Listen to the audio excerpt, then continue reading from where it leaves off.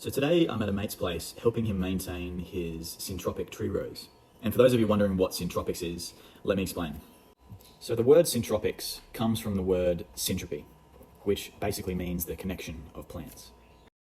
And this is very different to conventional agriculture, where you get most of your fruit and veg from, where the food is only grown in a field with 1 or 2 crops.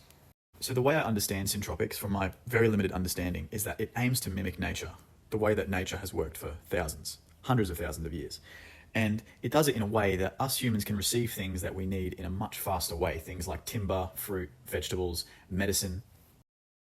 Syntropics does this in a way that is much more manageable for people compared to conventional farming, where a lot of what you have to do is a lot of human intervention.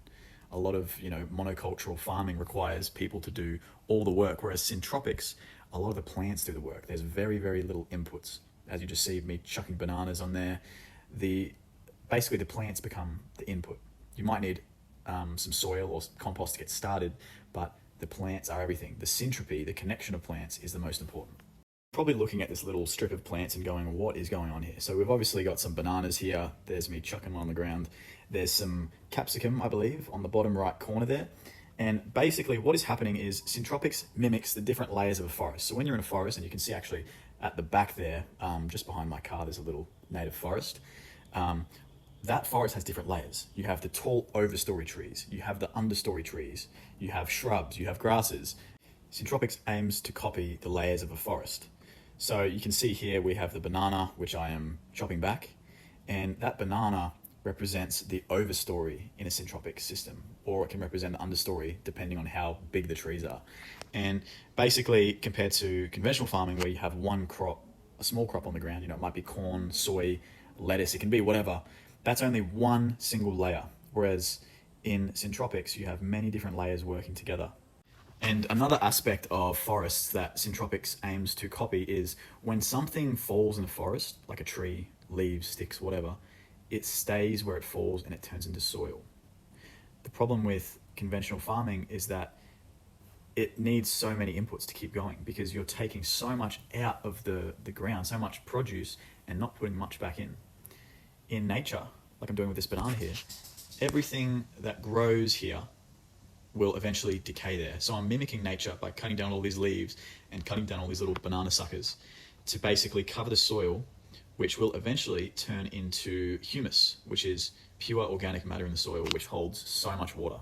And one of the great things about growing bananas in a syntropic system, if you can, in the area that you live in, is that bananas hold so much water. They are like these giant sponges above the soil. And I noticed that when I would cut the bananas back, water would just like drip everywhere. So from my understanding, one of the great things about Syntropics is that you are holding so much water in the plants compared to just growing 1 or 2 crops in conventional farming. I believe plants hold 70 to 80% water. So by having more plants in the ground, you are actually holding more water so that when it rains, that water is staying there. And the most important part is actually the soil. Soil holds an unbelievable amount of water. And when you only have 1 or 2 plants in a system, you are not going to be able to hold all that water. So you'll need to water more, and a lot of it will run off, leading to more erosion, which then leads to more soil loss. So this is holding everything where it is. This was one of my favorite parts on the day, chopping the bananas down. Oh, so satisfying. Boom, another one. I love it. And then basically I chop up the banana into manageable sections and then just chuck that back onto the soil, just like so.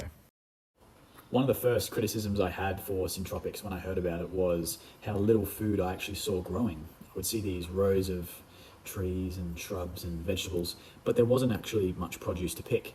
And I realized there's a trade-off with Syntropics. So Syntropics focuses more on the time management aspect of farming. So you don't actually have to do that much with Syntropics. Obviously there's a lot of chopping and dropping and planting, but those are the main time consumers. Compared to a productive market garden or an orchard, you're going to get a lot more produce, but you have to do a lot more work. And for the average punter in their backyard trying to grow some food, it's a lot of work. Trying to manage a job and garden, that can be a lot. Not to mention also the cost of living crisis in our world at the moment. A lot of people don't have expendable income to buy things like compost and fertilizers. The great thing about Syntropics is that the inputs, so the fertilizers, are the plants. Like you see me chopping these bananas back. They are the inputs. And to be honest with you guys, I don't know enough about Syntropics to say that it's the magic pill that makes gardening so much easier and better for everyone that wants to grow good organic food. But I will say that Syntropics is very much a time saver in the garden, and it allows you to grow good organic food without getting out there much and without spending really any money at all. You can basically do this for free. The way my mate made these Syntropic rows is he got topsoil from around his property, which was completely free, and created mounds to plant trees into. And he started with pioneering tree species. And pioneer species are basically trees that grow very easy, and they're very hardy, and they grow very quickly. And they help hold the soil in place so that when it rains, it doesn't get washed away. They shade the soil so that it allows lots of microbes and fungal activity to stay in the soil. And the main benefit of planting pioneering species, from my understanding, is that it improves the soil. That is the most important thing. So having lots of roots in the ground improves the soil structure, it improves drainage, it increases the microbial activity in the soil, which means that plants can absorb more nutrients from the soil.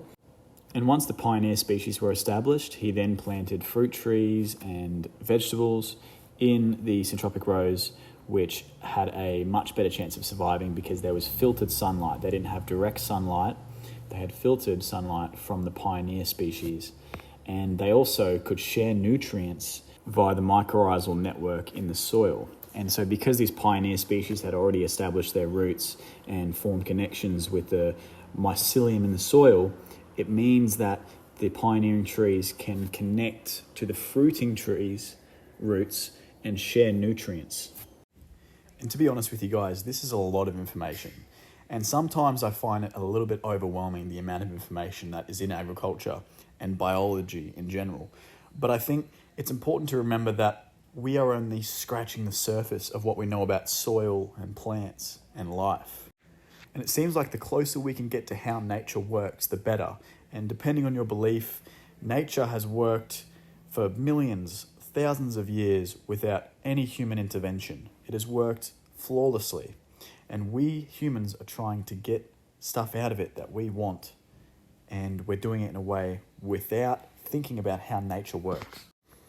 And to tie it all together, I don't know much. I don't know anything. And I feel like the more that I learn, the more I realize I don't know. But I do know that it seems like in gardening and farming, the more diversity you have and the more plants you have, the better. If you look at the forest behind me that I was just talking about, it is full of diversity and plants. And so I think if we can try and create a food system that is closer to how that forest works over on the hill, the better and more reliable our food system will be. And I don't know much about this. And if you guys have any thoughts or any ideas, please leave them in the comment below. I'd love to take the time to read them. Thank you very much for watching.